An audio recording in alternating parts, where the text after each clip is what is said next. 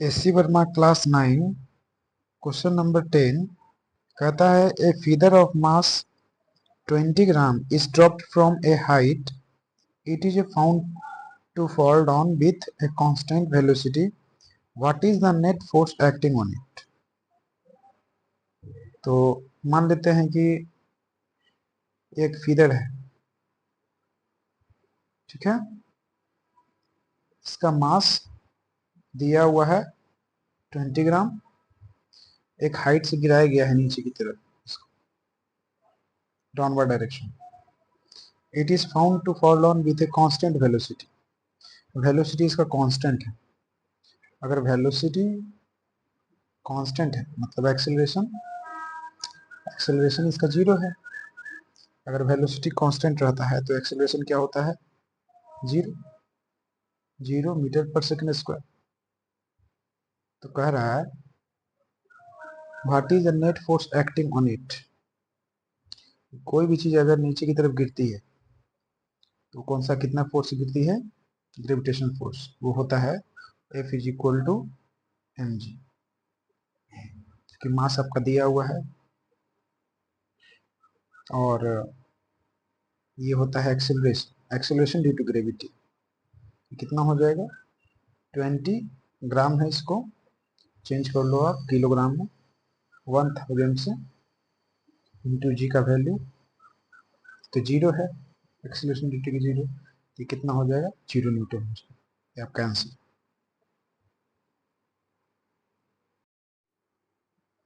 Question number 11 कहता है when A horizontal force P act on a cart of mass 20 kg, it moves with an uniform velocity on horizontal floor.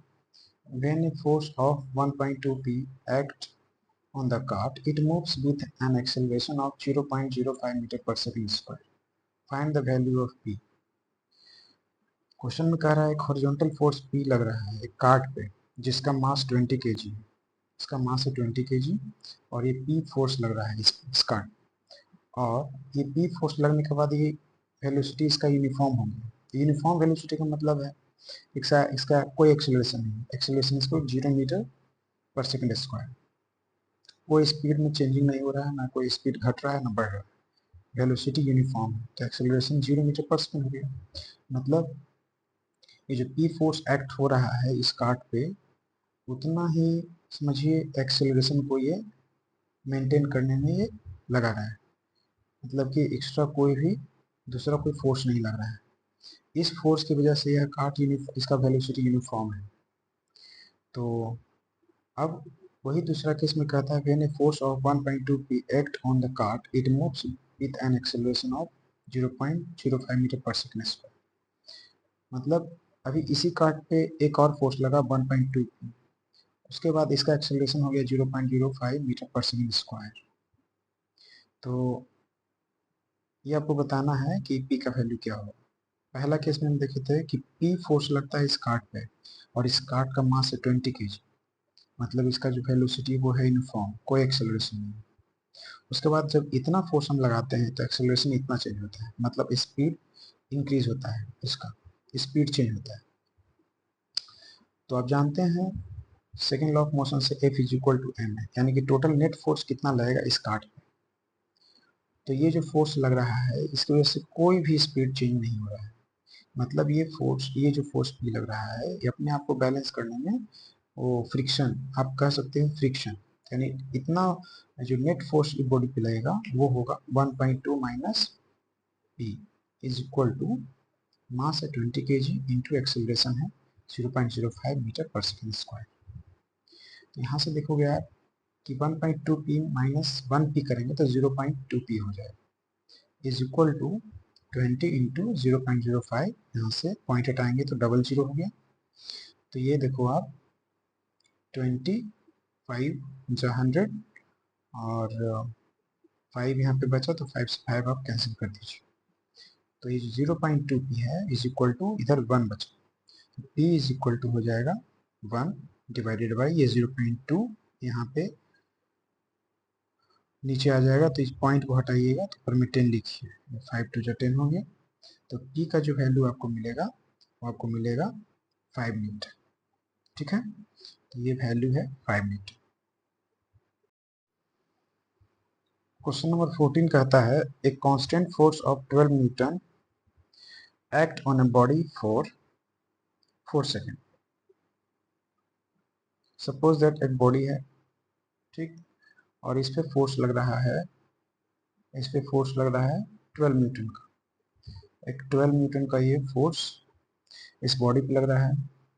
कितने time के लिए? मान लेते हैं टाइम 4 सेकेंड। 4 सेकेंड दिया हुआ है। Find the change in linear momentum of the body. जब अगर आप किसी बॉडी पे फोर्स अप्लाई करते हैं, है ना, और ये टाइम दिया हुआ एक्चुअली 4 सेकेंड के लिए, तो इसका पोजीशन चेंज करता है। Newton second law of motion क्या कहता है? Applied force is equal to, applied force on the body is equal to change in momentum with respect to time, ये होता है। ठीक, तो आपको फाइंड क्या करना? Find the change in momentum, find the change in linear momentum ही आपको फाइंड करना। फोर्स आपका दिया हुआ है 12 newton, 12 newton is equal to change in momentum upon time. Time how much? 4 second. तो ये टाइम उधर जाएगा तो मल्टीप्लाई में हो जाएगा, 12 into 4 is equal to change in momentum. तो आपका यहाँ से हो जाएगा 8, ये 4 इज इक्वल टू पी। इसका यूनिट क्या होता है? Delta P is equal to 48। Momentum का यूनिट हो जाएगा किलोग्राम मीटर पर सेकेंड। यही आपका आंसर हो जाएगा change in momentum. Question number 15 कहता है two particle A and B of mass 10 gram and 20 gram respectively fall vertically. Suppose that एक मास ये है, इसको बोलते हैं मास B, इसको नीचे की तरफ गिराया जाता है और इन दोनों का मास दिया हुआ है m1, इसका दिया हुआ है 10 ग्राम और इसका मास है 20 ग्राम। ठीक, तो कहता है क्वेश्चन में कि at a given time the speed of particle A is 12 metre per second. इसका स्पीड है 12 मीटर पर सेकेंड और इसका स्पीड दिया हुआ है that of particle B is 15 metre per second, यानी इसका स्पीड है 15 metre per second. Find the total linear momentum of the system. दोनों लीनियर मोमेंटम क्या होगा दोनों पार्टिकल का, वो आपको निकालना है। मास दिया हुआ है आपको और ये स्पीड दिया हुआ। टोटल मोमेंटम क्या हो जाएगा? ये आपका जो इनिशियल मोमेंटम है, मतलब इसका जो शुरू का जो स्पीड होगा वो 0 हो जाएगा ऐसे भी, और इसका भी क्या है, शुरू का स्पीड 0। तो चेंज इन मोमेंटम क्या हो जाएगा? इसका मोमेंटम जो होगा पार्टिकल ए का, momentum of particle A is equal to mass into velocity. Mass है आपका 10 ग्राम, तो 10 डिवाइडेड बाई कितना हो जाएगा? 1000। ये ग्राम में दिया हुआ है तो इसको हम चेंज करेंगे किलोग्राम इंटू 12। तो ये कितना हो जाएगा? एक जीरो से ये कैंसिल, ये 50 टू 100 और ये 6, यहाँ से ये 25। तो पार्टिकल ए का जो आपका निकला है वो है 3/25 किलोग्राम मीटर पर सेकेंड। और इस पार्टिकल का निकाल लेते हैं। इस पार्टिकल का मोमेंटम हो जाएगा, momentum of particle P is equal to mass into speed velocity. Mass कितना है? मास है 20 ग्राम, 20 डिवाइडेड बाई हो जाएगा 1000, ग्राम में है तो इसको हम चेंज करेंगे किलोग्राम में, तो 1000 से डिवाइड करना पड़ेगा इंटू वेलोसिटी है 50 दिया हुआ, तो ये कैंसिल हो जाएगा यहाँ से। इसको आप यहाँ से 50 टू 100 और ये हो जाएगा 3 5 जा 15, ये 10 5 जा 50, तो ये हो गया 3/10 किलोग्राम मीटर पर सेकेंड। अब टोटल मोमेंटम क्या हो जाएगा? Total momentum of the system is equal to momentum of particle A plus momentum of particle B. दोनों को ऐड कर देंगे हम 3/25 प्लस 3/10। इसको जब आप सॉल्व कीजिएगा तो आपका जो आंसर आएगा वो हो जाएगा 0.42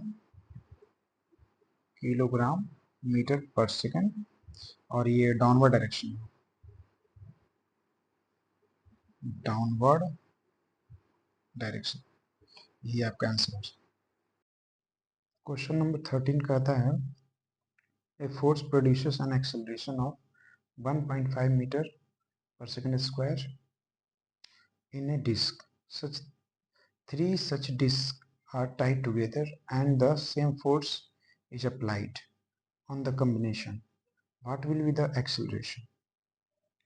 मतलब a force produces an acceleration 1.5 in a disk. Suppose that एक डिस्क है और इस पे एक फोर्स लग रहा है F।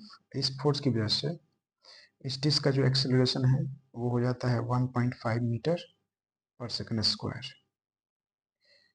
तो कहता है कि 3 सच डिस्क आर टाइड टुगेदर, तो ऐसा ऐसा 3 डिस्क को एक साथ बांध दिया जाता है एक साथ, 1 और वैसा ही सेम 1 2 और 3 सच डिस्क, ठीक है, और सेम फोर्स एक्ट हो रहा है, सेम फोर्स।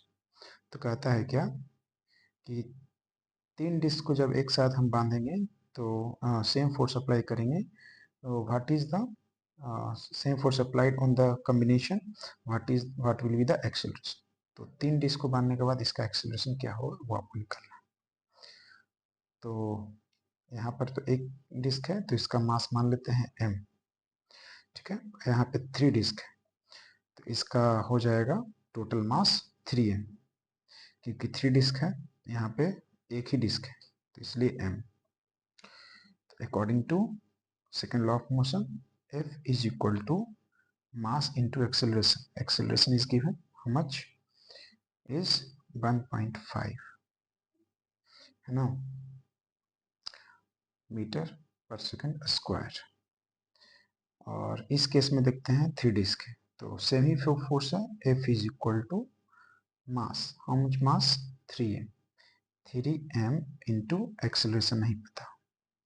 इन दोनों इक्वेशन में हम देखेंगे इक्वेशन नंबर 1 और इक्वेशन नंबर 2 में कि इसका LHS साइड इक्वल है ना। जब LHS साइड इक्वल होता है तो RHS साइड भी दोनों इक्वेशन का इक्वल हो जाता है। तो हम कह सकते हैं यहाँ पे m into 1.5 is equal to 3m into a। आप देख सकते हो इस इक्वेशन में यहाँ से a आपको फाइंड करना है तो हो जाएगा m इंटू 1.5 डिवाइडेड बाई ये इस साइड आ जाएगा तो 3m is equal to a।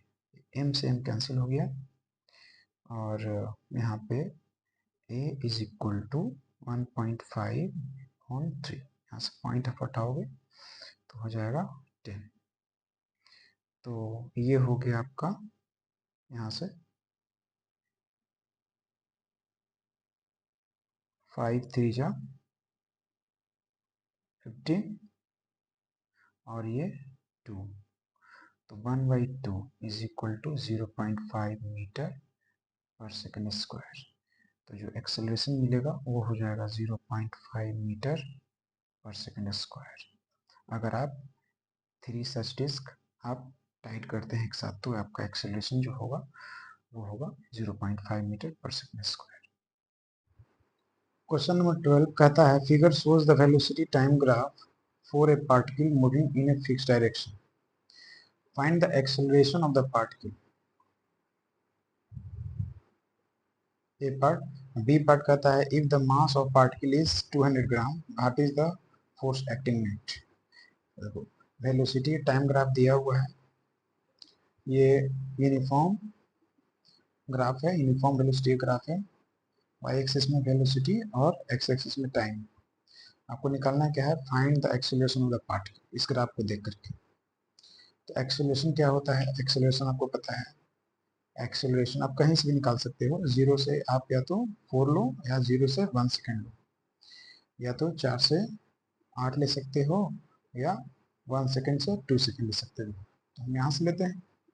तो एक्सेलरेशन इज इक्वल टू क्या होता है, acceleration is equal to v2 minus v1 upon t2 minus t1, है ना। So acceleration is equal to v2 कितना है, इसको अगर आप v2 मानोगे तो इसको v1, इसको आप t2 मानोगे तो इसको t1। v2 आपका है 4 माइनस 0 अपॉन 1 माइनस 0, ये एक्सेलरेशन हो जाएगा आपका 4 मीटर पर सेकेंड स्क्वायर। आप चाहो तो यहाँ से भी ले सकते हो, अगर ये आप v1 लिए हैं तो इसको t1 आपको लेना पड़ेगा, इसको आप v2 लिए हैं तो ये आपका हो जाएगा t2। तो अगर हम यहाँ से लेकर के देखते हैं, acceleration is equal to v2 minus v1 upon t2 minus t1। v2 आपका 8 है, 8 माइनस v1 है 4, और t2 हो जाएगा आपका 2, और t1 है 1। तो यहाँ से आपका कितना हो जाएगा, ये हो जाएगा आपका ये 1, ये 1 हो गया, तो ये 4 अपॉन 1। ऐसे भी आपका acceleration 4 metre per second square, कहीं से भी आप टू लोगे तो एक्सेलरेशन आपका 4 मीटर पर सेकेंड स्क्वायर ही है। अब सेकंड पार्ट है, ये तो ए पार्ट का आंसर आ गया। सेकंड पार्ट है, if the mass of particle is 200 gram, what is the force acting on it.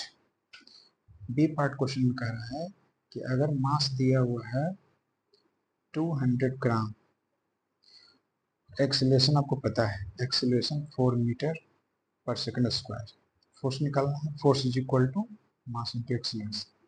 मास हो गया 200 ग्राम, तो ये ग्राम में है तो इसको आप चेंज करो किलोग्राम में, तो डिवाइड करेंगे हम 1000 से, इंटू एक्सेलरेशन हो गया आपका 4, तो यहाँ से 00 कैंसिल, ये हो गया आपका 5, तो ये आपका आ गया F इज इक्वल टू 4/5।